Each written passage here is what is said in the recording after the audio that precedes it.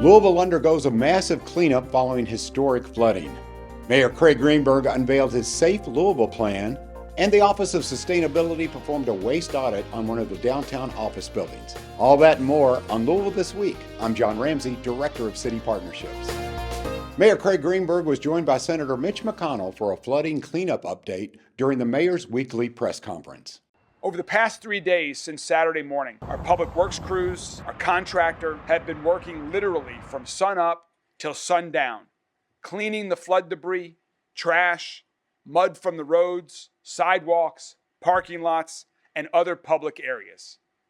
I want to give a giant thanks to all of the volunteers that came out and all of the incredibly hardworking public servants and contractors that we're using to help recover from this, coming together as this city does time after time to help one another when there are challenging moments. This is my hometown, and I'm obviously concerned when I heard what had happened. Well, local government is very, very challenging, and I'm just here to thank the mayor and his whole team and all the volunteers that have been showing up. They gave me a good briefing before coming out here. It's been a remarkable team effort to get Kentucky ready for the Derby. Thank you for all the volunteers and all the outstanding work that's been done. The mayor commemorated Public Safety Telecommunications Week by recognizing the Metro Safe team and all their hard work. This week, coincidentally and appropriately, is Public Safety Telecommunications Week. And so I want to ensure that the entire city of Louisville knows how proud we are of all of our public safety telecommunicators that are working right behind us and right behind this wall. They're there for us during natural disasters. They're there for us in times of crisis. They're there for us after challenging public safety events. They're there for us 24/7, working to respond to your calls to ensure that you get the support and quick service and quality public response that you're looking for. And Kelly, on behalf of all of us at Metro Government, on behalf of the entire city, thank you and your team, Amy and everyone else, for what you all do so that Chief O'Neill and all the other first responders can get there quickly, can respond. You all are a key part of our first responders network. Thank you very much. Thank you, sir. Waterfront Park was hit hard by the flooding, and hundreds of community members volunteered to help clean up the mess the floodwaters left behind. We'd like to thank these hardworking volunteers and everyone who helped make this year's flood cleanup one of the quickest ever. Thank you.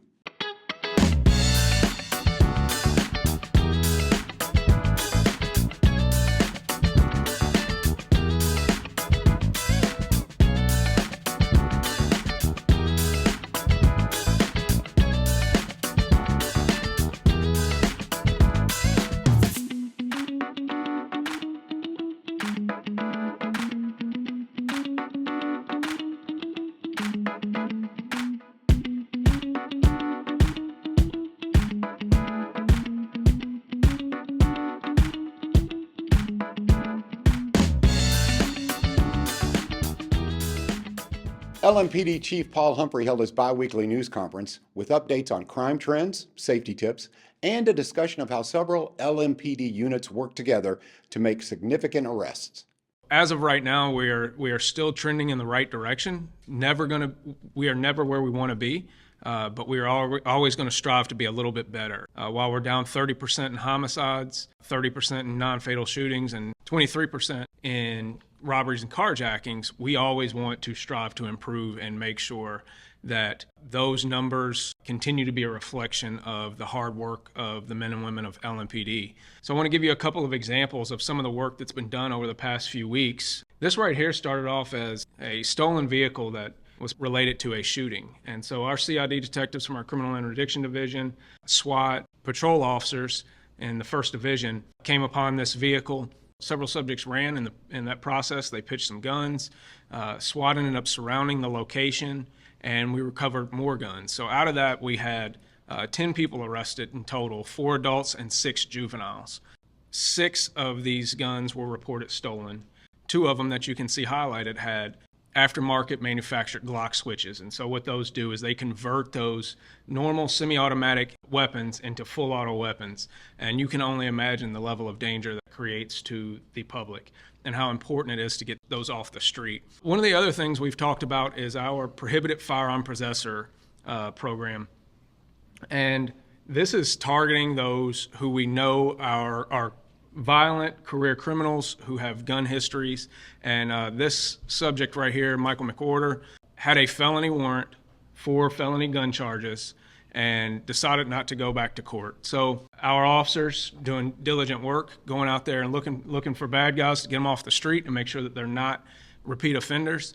We're able to locate this man, and as you can see, he decided he didn't want to go peacefully either. But we were able to take him in after he was hiding in the floorboards of a location, of a house. We're able to cut that floorboard open, get him out of the vent, and take him into custody without incident.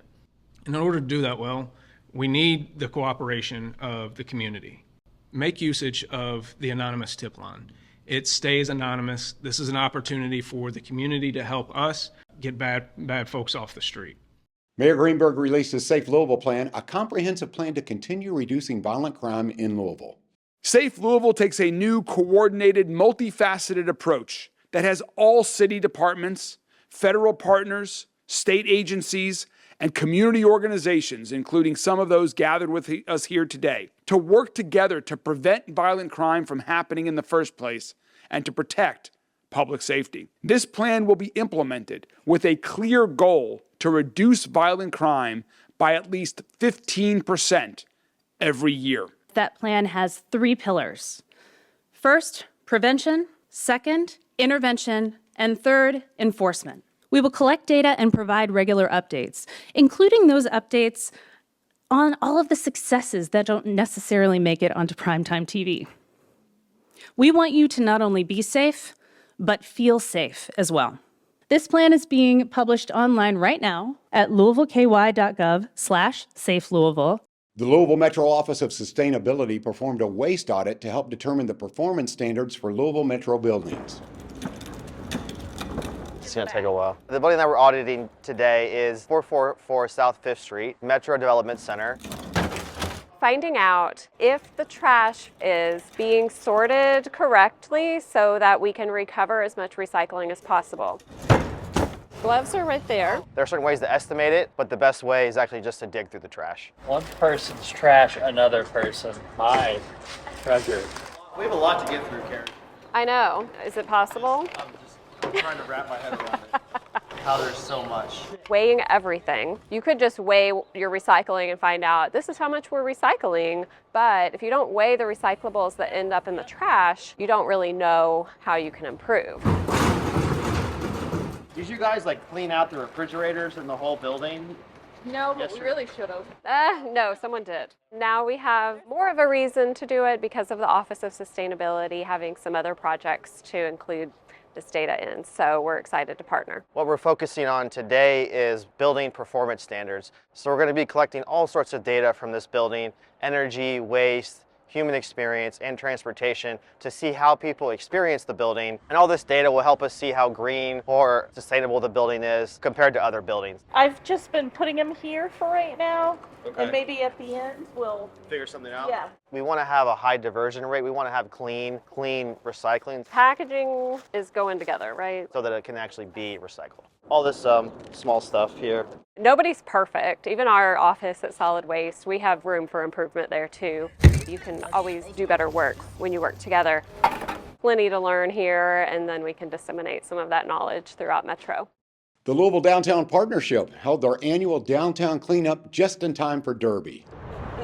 Louisville Downtown Partnership hosts 2 cleanups in the springtime. We are really just dusting off the cobwebs of winter. Today, we've diverted our team to help with this historic flood cleanup. So we are at Waterfront Park's Clayport. On the west side of downtown, we've got about 70 volunteers today. We've got 100 volunteers signed up for next week. This is a record crowd for our cleanups that we are doing for the 3rd year in a row. We work here, you spend a lot of time downtown, and Waterfront Park is downtown's front yard. We wanted to come help and clean it up. It says something about the spirit of Louisvillians, about how we come together. There's a pride in living here, and Waterfront Park is the community's front yard. It's everybody's park. Coming together for something like this really is it's what Louisville does. It's really important that we look good, and to me it's very heartening that we've got people in this community who love downtown, who love being able to do something that helps our entire city. We continue our look at organizations that are benefiting from Louisville Metro external agency funds with information on the bookworks. External agency fund grants are a critical initiative by Louisville Metro government to support local organizations that deliver essential services and programs across our community. By providing financial resources to nonprofit agencies, the external agency fund grants help foster a safer, stronger, more vibrant, and equitable Louisville. Here's a look at one of the organizations utilizing external agency fund grant money to better our community. We're doing great work here. The Bookworks has been around since 2009. We moved into direct service back in 2022 when we recognized that need for one-on-one education advocates. We're helping out even in small ways for a lot of people. Each of us have our own individual caseload that we kind of work with, and so once we get in connection with them, kind of just get the chance to get to know them, find out what barriers they're facing, and see how we can help. So that could be chronic absences, suspensions from school, problems with transportation, or anything related to the foster care, juvenile justice systems. So we work with a lot of young people who are really excited about school, that they want to learn, they want to be in school, but they don't have the proper supports in place in order to access those services and to be successful in school. We began to notice a need for daytime spaces for young people who are 12 to 21 who are out of school on school days. We have a general idea of who's coming to the sites on which days and who may not be there, so it's never like a surprise or anything, and it's just school sending like whoever suspended. It's just people who are already on our caseload. Here at Americana, a neighborhood house is one of our other sites, 201. These organizations all came together and did some collaborative funding in order to create this project. Primarily we have online learners in here, so those who are doing homeschool or just an online learning program, or students who may be like suspended throughout the day and just need an extra resource to come in and sit down and get caught up on their work before they go back so that they're not behind. The EAF funding has been really pivotal. A lot of the funding really directly affected our learners. Without it, we really would not have the stability that we're able to have financially in order to focus on our programming. I started the Bookworks 2 years ago. I was one of 4, and we now have a team of 10. A lot of the folks that we work with are facing some very serious situations, housing instability, food insecurity. As one organization, we can't, have a superpower in every single area, so that's why we really rely on our partners to be able to kind of create that comprehensive support. One of the other amazing parts of EAF funding is just the collaboration that it increases between organizations. We're helping out even in small ways for a lot of people. It's going from getting suspended really often to being in a place that really nurtures them, that helps them feel like they are in a place that really cares about who they are. It's just very important to show up and be supportive of what they're going through and understand them as human beings and not look at them for the ways that they've been labeled negatively or anything like that. Just recognizing that they deserve respect and they deserve to have access to education and community support and mental health resources. So I definitely just enjoy being a good role model and being supportive of who they are and the needs that they have. The External Agency Fund Grant Program operates through a competitive grant process, ensuring that public funds are allocated responsibly to organizations that demonstrate the ability to make a meaningful impact. Through these grants, Louisville Metro government seeks to strengthen partnerships with community organizations and invest in programs that promote stability, growth, and opportunity, making our community a better place.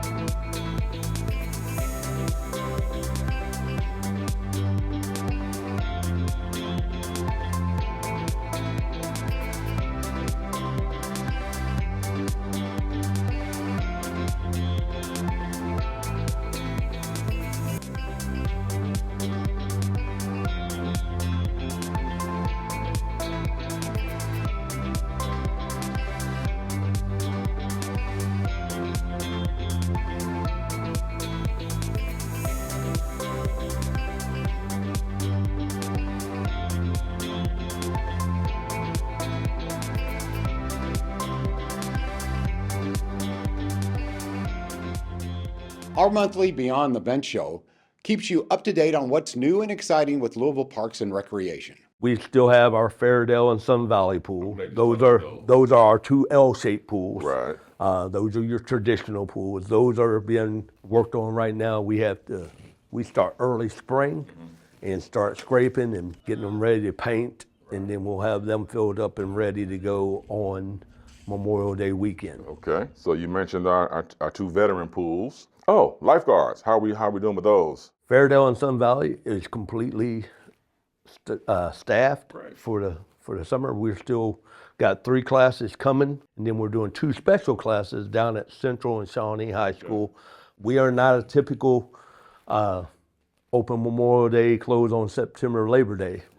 We get 10 weeks. We will work open Memorial Day weekend. We will close August the 2nd.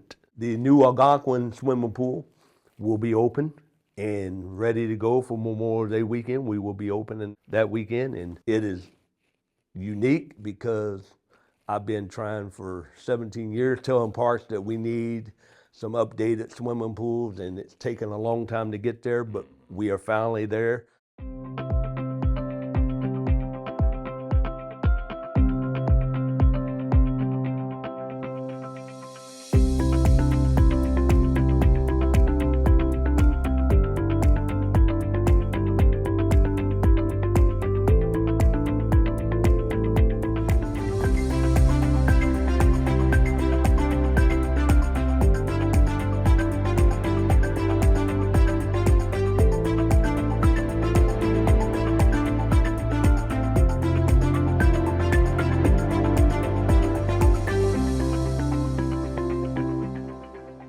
In 2018, Mike Thomas got an idea to start an elementary school wrestling league for the schools that fed into Marion C. Moore School.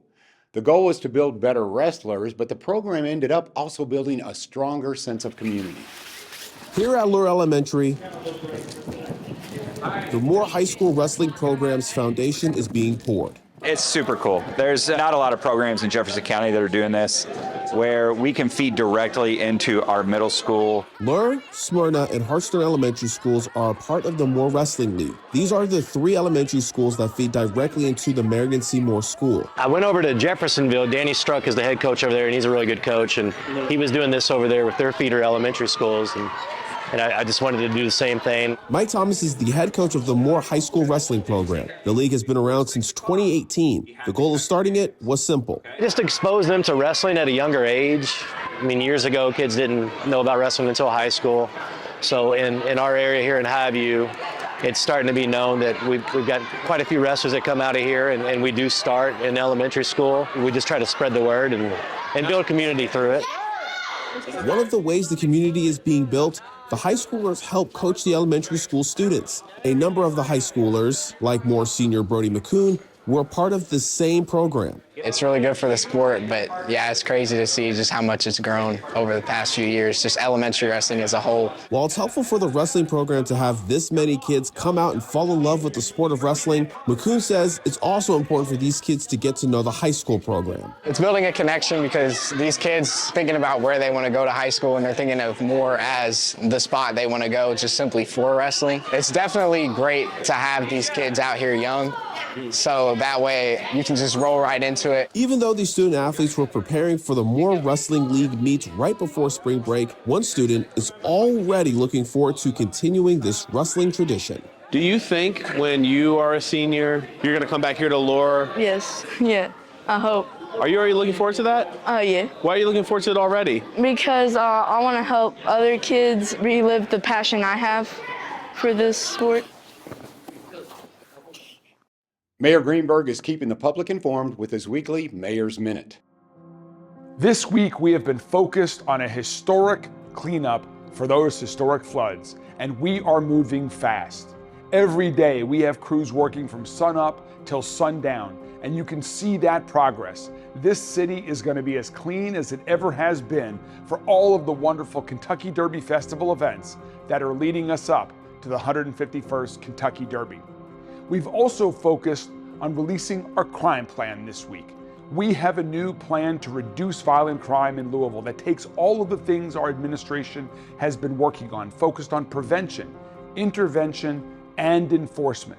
To make it very clear that we are focused every day on improving public safety, reducing violent crime. Safe Louisville is the name of that plan. I hope you'll take a look and find a way that you too can help participate to make Louisville an even safer city. There is so much going on all throughout our city. I hope you have a wonderful weekend. I'm going to try to get in one of my last training runs before the mini marathon so I can add another finisher medal to my list right here. We continue our Metro Council member profiles with new District 6 Metro Councilman J.P. Leninger. Hello, my name is J.P. Leninger, and I'm the Metro Councilman for the 6th District. I was first elected to the Metro Council in 2024. I'm a graduate of DuPont Manual High School and the University of Louisville. After graduation from U of L, I moved into an apartment on South 4th Street, 2 doors down from where I live today with my wife and 2 children. Prior to taking office, I was an auctioneer and appraiser of commercial and industrial equipment. I'm a longtime activist and organizer, and I'm an active and engaged member of Louisville DSA, the local chapter of the Democratic Socialists of America. While currently a rank-and-file member of the chapter, I previously held various leadership offices, including 3 terms as chapter co-chair. I ran for Metro Council because I know a better world is possible. Louisville needs big changes to reverse economic and racial inequality. Louisville needs leaders ready to fight for the needs of the working class across our city. The boundaries for District 6 include Algonquin, Park Hill, Paristown, Shelby Park, Old Louisville, Limerick, and parts of Germantown, Meriwether, and Taylor-Berry.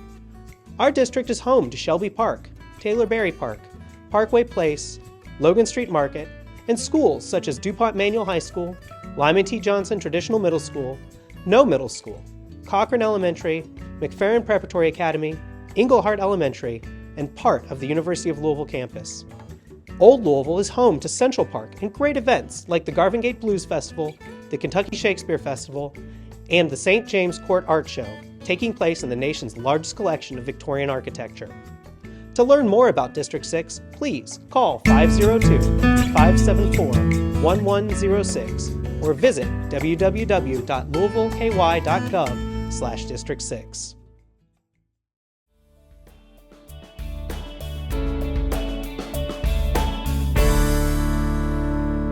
Did you know that several local businesses consider Louisville pure tap water to be a key ingredient that makes their product special?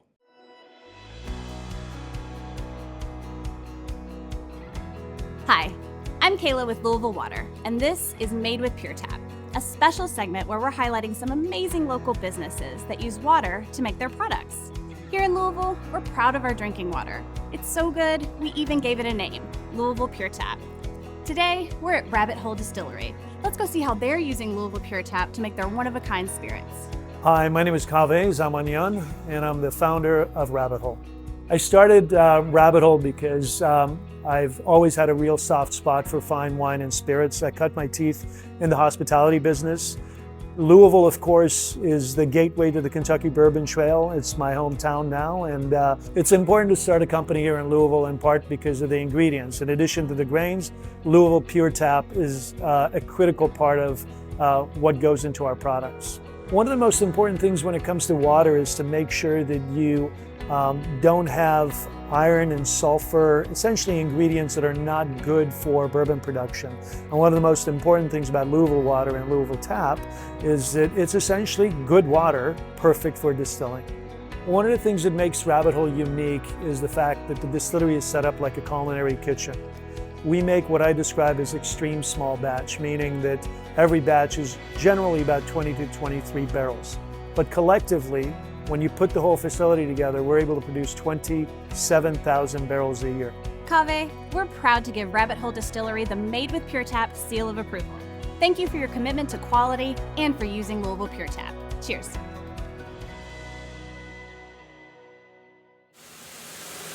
Street sweeping is an important service that can only be done with your help. Sign up for text alerts so you know when the sweeper is coming. Click on Address Lookup at louisvilleky.gov to sign up. Move your vehicle off the street 7 a.m. to 5 p.m. on the day of sweeping. Vehicles in the way will be ticketed and towed. Never blow or rake leaves into the street. The sweeping equipment is not made for collecting piles of leaves, and they will not be swept. With your help, we can keep streets cleaner throughout the year. Learn more at louisvilleky.gov/street sweeping. You're never at a loss for something to do in Louisville. Roseanne Maston with Louisville Tourism has suggestions for what you might enjoy this month.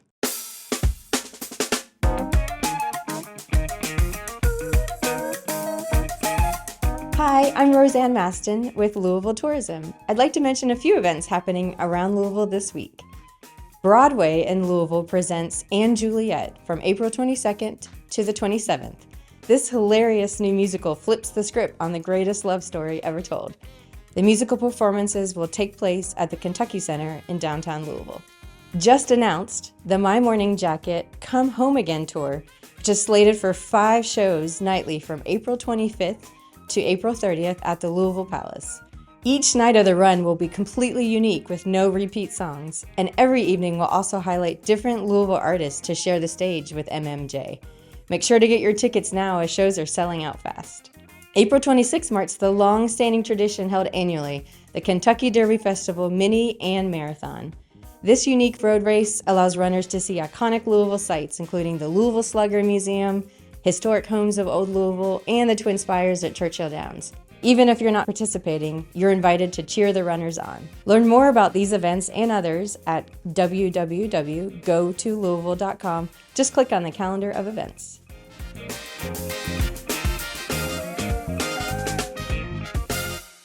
Louisville's largest residents, Mickey and Punch, the Louisville Zoo's elephants, will soon be moving away. Metro TV was out on the street asking people about their favorite Louisville Zoo memories.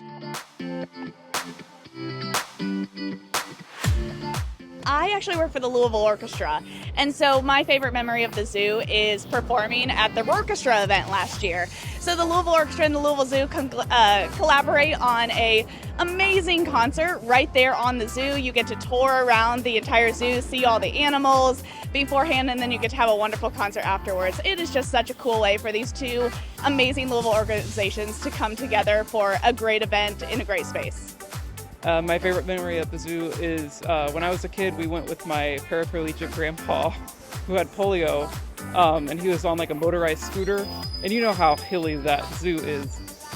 His scooter battery wasn't enough to get him up and over the hills. So my job while we were out there was to push him up.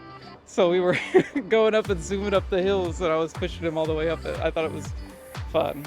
My favorite memories of the zoo are I went to zoo camp for pretty much all of elementary school, and I always collected the peacock feathers that would fall on the ground, and that was really fun. And for me, my favorite memory is whenever all of my best friends came down to visit from South Carolina. It was the first time ever seeing a large-scale zoo like that, because we don't have one in our hometown, and it's been about 7 years, but it's still a prominent memory for me. My wife and I live about a half a mile from the zoo. We have 3 children that we raised in that neighborhood, and every year, every 2 or 3 years, we would go and take them to the zoo. One of their favorite memories and one of the favorite things they like to do was the old safari van that they had that you could climb into and you can act like you're driving it, and my daughters loved to act like they were driving the safari van and going across the Africa or whatever. The second one had to do with the orangutans. We spent a night there and we got to meet the behind the scenes, the orangutans, and we were able to build different devices that had treats inside to give to the orangutans the next morning, and then to see how smart they were in figuring out how to open up the package to get the treats out of. So those are the 2 things that stand out in my mind.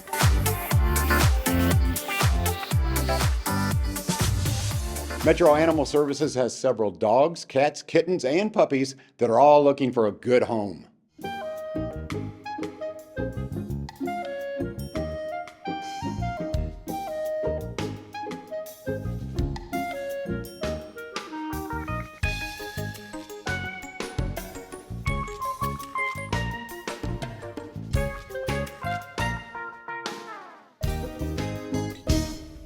Thank you for watching Louisville This Week. Please share Metro TV with your family and friends and ask them to follow us on Facebook, Instagram, YouTube, and X.